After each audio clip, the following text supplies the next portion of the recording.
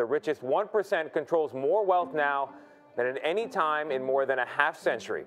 It rebuilds the military, one of the largest increases in national defense. Nearly 50,000 veterans will experience homelessness each year. Over the last 2 weeks, more than 10 million Americans were laid off from their jobs.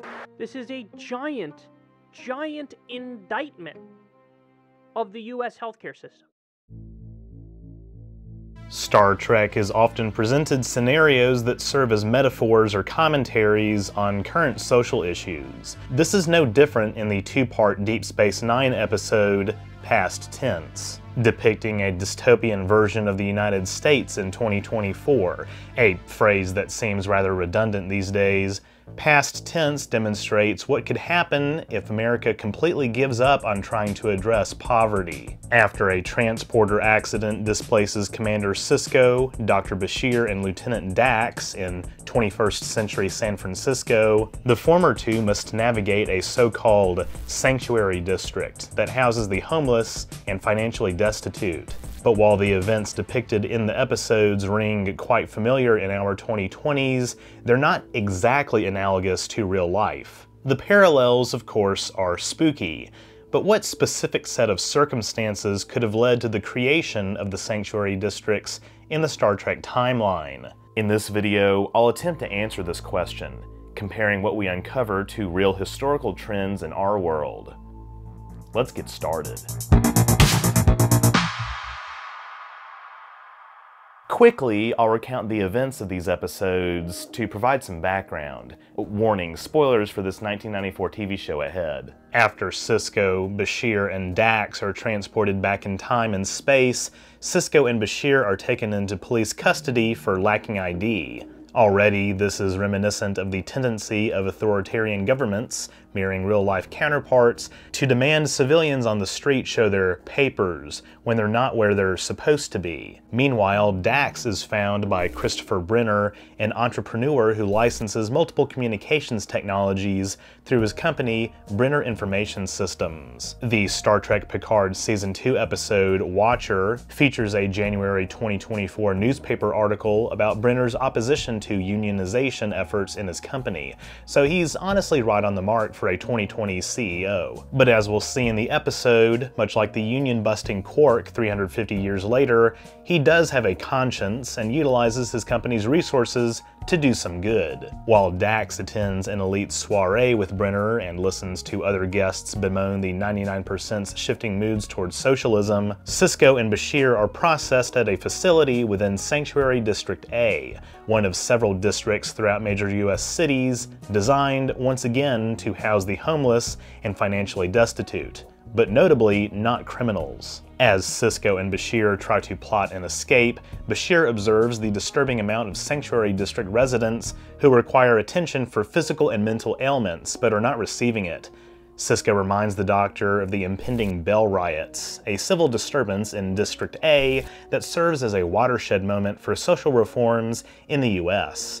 After the riot's namesake, Gabriel Bell, is inadvertently killed, Sisko must take his place in history to ensure the timeline is not shattered. Dax also succeeds in getting Brenner to override the district's block on outgoing internet broadcasts so Sanctuary residents can share their plight, in an act that in a previous video I compared to TikTok. Okay, serious now. After this, the Starfleet officers are successfully returned to the 24th century, with history more or less intact. Obviously, this summary leaves out quite a few details, but like I said, the Sanctuary District's creation and existence correlate to a lot of disturbing political trends we've observed in real life. In the episode, the processing agent at the district describes how the economy is currently on shaky ground, something a lot of people can relate to today given continued struggles against inflation in spite of high GDP growth and low unemployment. Indeed, for as many times as we hear on the news that the economy is doing well, whether under a Republican or a Democrat, many people still have not recovered fully from the economic disruptions of the COVID-19 pandemic, nor even the 2008 financial crisis. Multinational corporations and billionaires are doing fine, mind you, but Most workers, not so much. While the past 2 recessions in the United States have seen relatively large stimulus bills passed to directly aid Americans, there's more under the hood than many pundits initially proclaim. In the case of the American Recovery and Reinvestment Act of 2009, passed under Barack Obama, many economists noted the $787 billion spending package was less than half the size it needed to be in order to fully reinvigorate the economy. And as for the $1.9 trillion American Rescue Plan in 2021, passed under Joe Biden, while that genuinely did help millions of people, I actually bought a camera with my stimulus check, many of its key elements, like the child tax credit, had sunset provisions. Similar trends seem to have happened in the Star Trek universe, and according to the premiere episode of Strange New Worlds, continued dissatisfaction with the political status quo partly helps fuel the Second Civil War, starting in 2026. Yikes. However, none of this necessarily explains how every major city in America decided to lump thousands of citizens into what are effectively ghettos, cordoned off from the rest of the city so wealthier citizens don't even have to look at the poorest members of society. This is more than just government housing for the downtrodden.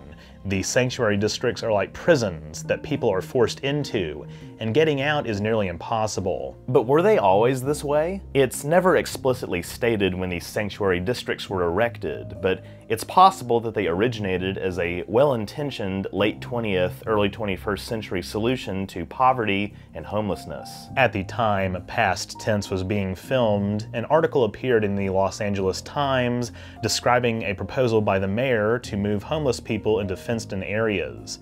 This was in an effort to, quote-unquote, make downtown Los Angeles friendlier to business.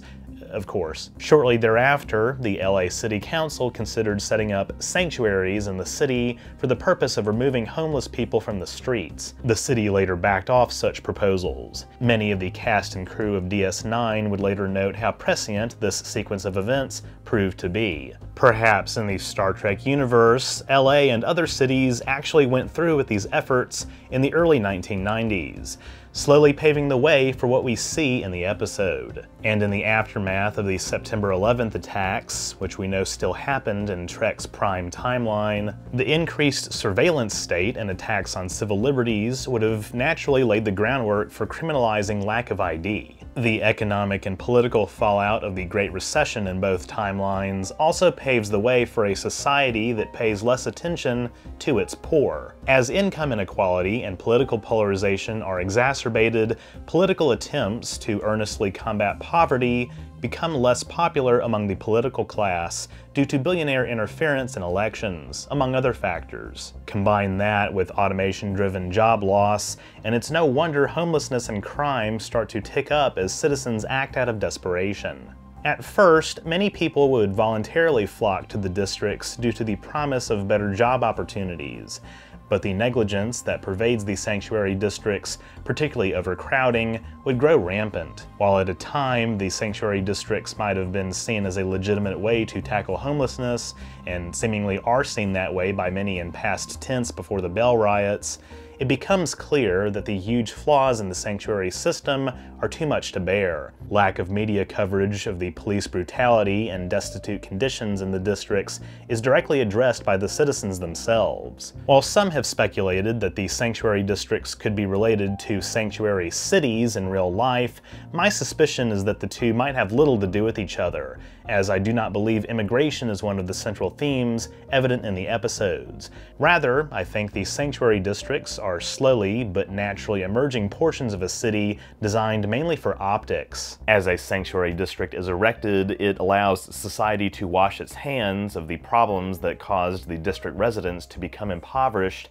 in the first place. This, along with the governor's unwillingness in the episode to abolish the districts immediately to quell unrest, is indicative of an incremental approach to problem solving that plagues both major political parties in the US today. It's possible as well that the impact of the coronavirus on both the economy and the US healthcare apparatus may have fueled the fire when it comes to exposing the flaws in the sanctuary district system. Of course, there was no way to predict that such a thing would occur as far back as the episode was written. But the timing of the most recent global recession is at least noteworthy. At the end of the day, the atmosphere that created the Bell riots seems to boil down to the power differences between rich and poor, and the indifference among those in power to do the right thing.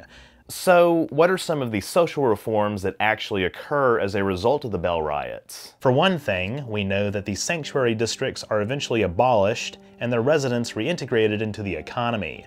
This is likely aided by political change at multiple levels of government, with leaders responsible for allowing the morose conditions of the sanctuary districts voted out and new leaders voted in. As we see from a pad in the episode Little Green Men, Gabriel Bell is credited as the father of the postmodern reformist movement, a social and political philosophy that likely takes hold in the United States in the decades after the Bell riots. As some fans have pondered, the absence of the Bell riots might have led to a US that was less prepared for World War III, which is why Miles O'Brien comments on the extremely dark conditions he and Kira witnessed when visiting the alternate version of 2048. There are a couple lines that stand out for me in the episode. One of them is the exchange between Bashir and Lee, the admin services official for Sanctuary District A.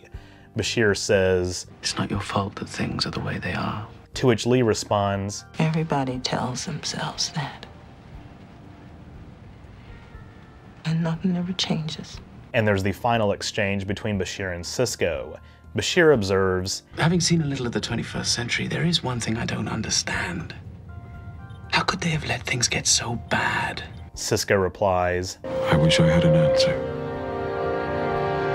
This serves, I think, as a meta-commentary for how many well-meaning individuals in our society express an apathy for social and political change. An apathy that stretches all the way from the top administrative officials of our government down to the average person. And perhaps apathy isn't the right word. Maybe I should say that we're all jaded, because I think that a lot of us are jaded. It also says something about how many have observed that we might be heading down a path to a similar dystopian reality as the one seen in past tense, although the episode's motifs are greatly exaggerated.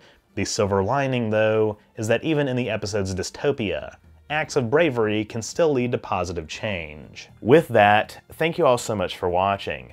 If you enjoyed this video, be sure to leave a thumbs up down below and don't forget to share it. That stuff really helps me out. If you haven't subscribed yet, be sure to do that as well so you won't miss future uploads, and click the bell icon to receive all notifications. If you want to support my work even further, you can become a patron at patreon.com/orangeriver, link in the description, or become a YouTube member by clicking the join button on my channel page. By becoming a patron or member, you get access to awesome perks like behind the scenes photos and videos, patron and member only polls, name in the credits, merch discounts, and more. Or you can drop a one-time super thanks or PayPal donation. All are appreciated. Links to my PayPal as well as my social media and merch store are in the description too. That's all I have for this week. Live long and prosper.